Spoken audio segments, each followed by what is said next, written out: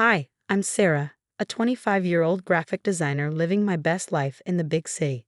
But every few weeks, I head back to my hometown to hang out with my family. There's mom, dad, my big brother Tom, my little sister Emily, and of course, Aunt Karen. Now, Aunt Karen. She's a whole different story. Sarah, honey, your aunt's just particular, Mom would say, trying to smooth things over. But I knew the truth. Aunt Karen had it out for me since day one. The backhanded compliments, the side eye, it was relentless. Like when I landed my dream job at a hot new startup, her response was, "Oh, how nice for you, Sarah. I'm sure they hire all sorts of people these days." Classic Aunt Karen. But whatever, I brushed it off. Family's family, right? A few months ago, my parents got a dog, and I was thrilled. I've always loved animals, especially dogs. They brought home this beautiful German Shepherd puppy named Max. Dad was gushing over him as Max zoomed around the living room. I was in love. But soon things took a strange turn. Every time I visited, Max would growl and snap at me. At first, I thought it was just puppy behavior. Maybe he was being protective of his new home. But it got worse. One time, I reached out to pet him, and he lunged at me, teeth bared. My boyfriend Mike had to pull me back. "Babe, that's not normal." "Something's up with that dog," Mike said, concerned. I brushed it off, but deep down, I was getting freaked out. It was like Max had it out for me. But dogs don't just hate people for no reason, right? Things hit a breaking point during our last family dinner. I was helping Mom in the kitchen when I overheard raised voices from the living room. "Karen, this has to stop." That was Dad, sounding angrier than I'd ever heard him. "I don't know what you're talking about," Aunt Karen shot back, all innocent. I crept closer to listen. "Max's behavior towards Sarah isn't right, and I think you know why," Mom said, her voice tight. My heart started racing. What the hell is going on? I stood there frozen, trying to make sense of it all.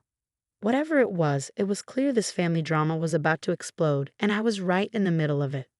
After that dinner, I knew I had to get to the bottom of this Max situation. No way was I going to let Aunt Karen gaslight me into thinking I was imagining things. So I came up with a plan. "Hey Mike, you still got those mini spy cams from your paranoid landlord phase?" I asked. "Yeah, why? You going all James Bond now?" "Something like that. I need to know what's really going on with Max." Mike was skeptical but agreed to help. We set up the cameras around my parents' house when no one was home. It was nerve-wracking. "If we get caught, I'm blaming you," Mike whispered as we placed the last camera. "Relax, babe. It's for a good cause." For the next week, I was on edge, waiting to catch something. And then bam, pay dirt. I nearly dropped my phone when I saw the footage. There was Aunt Karen sneaking into the house when my parents were at work. She had one of my old sweaters and was using it to train Max. Get her? Max, attack. My blood ran cold as I watched her encourage Max to tear into my clothes, praising him when he got aggressive. I couldn't believe it. My own aunt was training the family dog to attack me. What kind of twisted person does that? I called Tom immediately. "Tom, you're not going to believe this. I've got proof Aunt Karen's been training Max to attack me." "Whoa, slow down, Sarah. That's a serious accusation." "Are you sure?" "I've got it on video, clear as day." Tom, ever the lawyer, switched into problem-solving mode.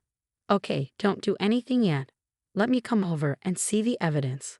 When Tom saw the footage, he looked like he was going to be sick. Jesus Christ, Sarah. I don't even know what to say. We decided to show our parents that night. To say they were shocked is an understatement. Mom kept repeating, "I can't believe this," while Dad sat there stone-faced, watching the video on loop.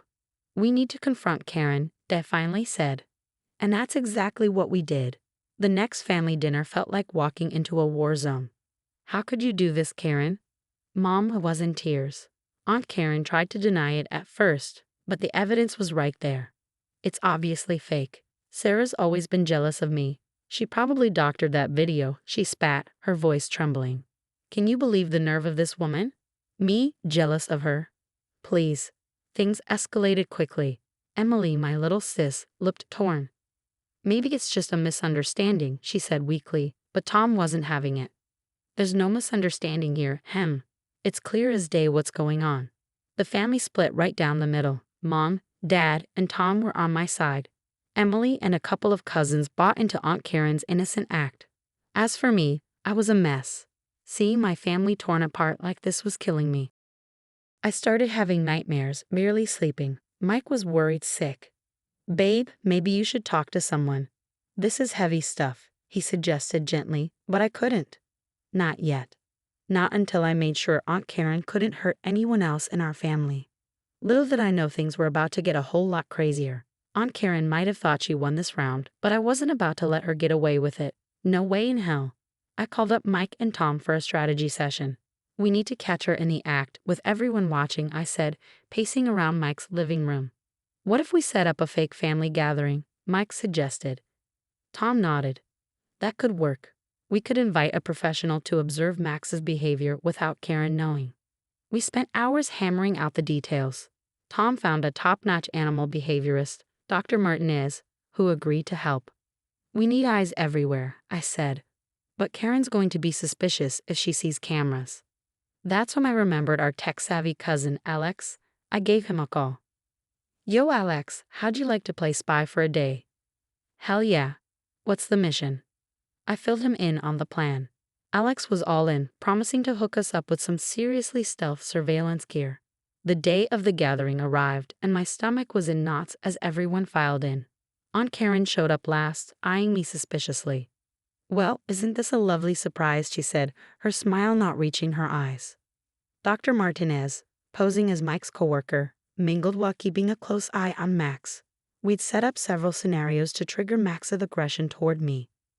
First up, I accidentally bumped into Aunt Karen, spilling her drink. "Oh my God, I'm so clumsy. Let me help you clean up." As I reached for a napkin, Max started growling fiercely. Dr. Martinez raised an eyebrow, scribbling in his notebook. Next, I offered to help Mom in the kitchen, passing close to Max. He lunged at me, barking like crazy. "Whoa," Mike yelled, pulling me back. That was close. I saw Karen smirking from across the room. Dr. Martinez pulled Tom aside.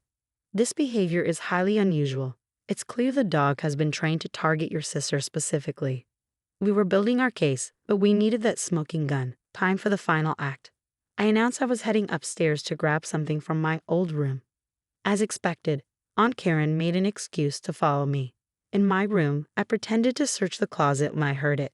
"Max, attack." I spun around to see Max charging at me, Aunt Karen pointing and yelling. But before Max could reach me, Mike burst in, tackling the dog. "What the hell, Karen?" he shouted. Aunt Karen paled, realizing she'd been caught. "I didn't mean," he just. That's when Tom appeared in the doorway, holding up his phone. "It's over, Karen. We've got it all on video." We headed downstairs, where the rest of the family was gathered around Alex's laptop, watching the live feed in horror. Mom was sobbing. "How could you, Karen? She's your niece." Dad looked like he was about to explode. "Get out of my house. Now." Aunt Karen tried to backpedal. "It's not what it looks like. Sarah's turned you all against me." But the evidence was irrefutable. The family watched in stunned silence as the footage played, showing months of Karen's cruel manipulation. As Karen was escorted out, Dr. Martinez approached me. "I've documented everything. If you want to press charges, you have a strong case." I looked at my shattered family, at Max cowering in the corner, and at Aunt Karen's retreating figure. "No," I said finally. "I think karma's about to serve up its own brand of justice." Little did I know how right I was. After Aunt Karen got the boot, the family was in shock. We all stood there, trying to process what had just gone down. Dad was the first to break the silence. "I can't believe she'd stoop so low. Sarah, honey, I'm so sorry we didn't believe you sooner." I shrugged, still feeling numb. "It's okay, Dad. At least now we know the truth." Mom was pacing, wringing her hands. "Should we call the police? This has to be illegal, right?" Tom, ever the voice of reason, stepped in. "Let's take a breath. Sarah, it's your call. Do you want to press charges?" I looked around at my family, at Max still cowering in the corner, and sighed. "No, I don't think so. I just want this nightmare to be over." Just then, we heard a sudden commotion outside, and all rushed to the window.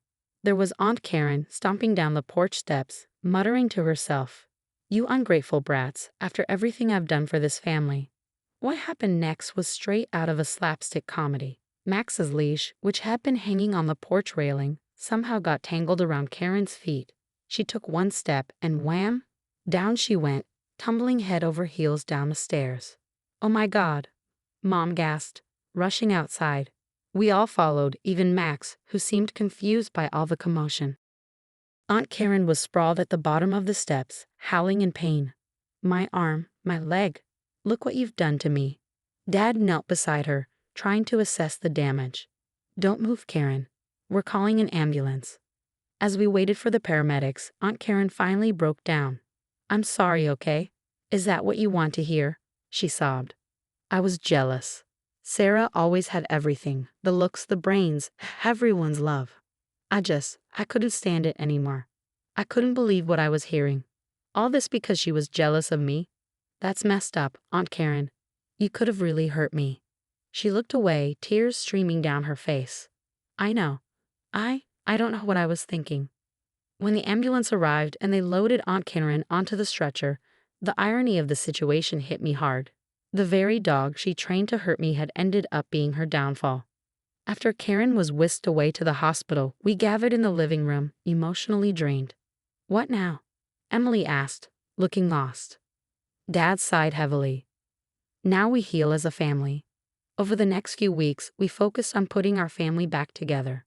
Dr. Martinez recommended an excellent dog trainer for Max, and we all pitched in to help with his rehabilitation. "Good boy, Max," I praised as he sat calmly at my feet, his tail wagging. It was a far cry from the aggressive dog he'd been just a month ago. As for Aunt Karen, well, karma had done its job. She ended up in a rehab center, nursing a broken arm and leg. No one from the family visited her. It felt harsh, but after what she'd done, it seemed like justice. A couple of months later, I decided it was time to bring the family together again on a happier note. I threw a big backyard barbecue and invited everyone over. As I flipped burgers on the grill, I looked around at my family. Mom and Dad were chatting with Tom and his new girlfriend. Emily was playing fetch with Max, who had become the sweetest, most gentle dog you could imagine. Mike came up behind me, wrapping his arms around my waist. "How are you feeling, babe?" I leaned back into him, smiling. "You know what? I feel good, really good." And I did. Sure, we'd been through hell, but we came out stronger on the other side. As I watched Max bound across the yard, his tongue lolling and tail wagging, I knew we'd be okay. After all, what doesn't kill you makes you stronger, right? And in this case, it made our family bonds stronger than ever. That's the end of my wild story, folks. Now, I got a question for you. If you were in my shoes, would you have pressed charges against Aunt Karen, or do you think karma dealt her a fitting punishment? Drop your thoughts in the comments below. I'm dying to hear what you'd do in this messed up situation. If you enjoyed this crazy family drama, don't forget to smash that like button and subscribe for more juicy stories.